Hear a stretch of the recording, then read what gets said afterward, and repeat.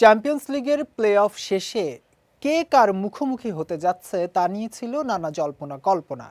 অবশেষে গতকাল লিওনে আয়োজিত চ্যাম্পিয়ন্স লিগের শেষ ১৬ ড্র অনুষ্ঠানে সেই জল্পনার অবসান ঘটল। কারণ এই ড্র থেকেই মিলেছে একাধিক মহারণের ইঙ্গিত। ইউরোপের জায়ান্ট ক্লাবগুলো একে অপরের বিপক্ষে পড়ায় নকআউট পর্ব জমে উঠতে যাচ্ছে শুরু থেকেই। বরাবরের মতো ইংলিশ চ্যাম্পিয়ন ম্যানচেস্টার সিটি আবারও মুখোমুখি হচ্ছে স্প্যানিশ জায়ান্ট রিয়াল মাদ্রিদের।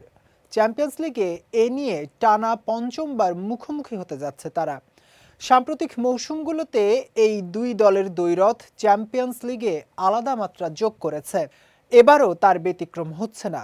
দুই ফেভারিটের একজনকে বিদায় নিতে হবে শেষ ১৬র পরই।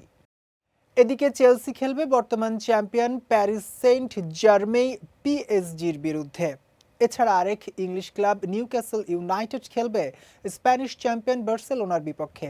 প্রিমিয়ার লিগের শীর্ষে থাকা আর্সেনাল শেষ ১৬য় মুখোমুখি হবে জার্মান ক্লাব বায়ার লেভারকুজেনের। অন্যদিকে ৬বারের ইউরোপ সেরা লিভারপুল খেলবে তুরস্কের গালাতাসারাইয়ের বিরুদ্ধে। আর টটেনহ্যাম হটস্পায়ারের প্রতিপক্ষ স্পেনের আতলেতিকো মাদ্রিদ।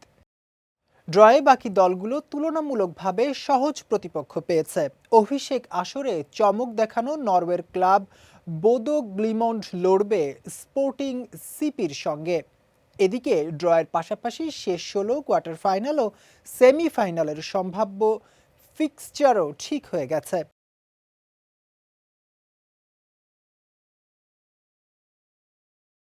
শেষ ১৬র প্রথম লেগ ১০ ও ১১ই মার্চ, দ্বিতীয় লেগ অনুষ্ঠিত হবে ১৭ ও ১৮ই মার্চ, আর কোয়ার্টার ফাইনাল ৭ ও ৮ এপ্রিল এবং ১৪ ও ১৫ এপ্রিল সেমিফাইনাল ২৮ ও ২৯ এপ্রিল এবং ৫ ও ৬ মে ফাইনাল ৩০ মে হাঙ্গেরির বুদাপেস্টে অনুষ্ঠিত হবে।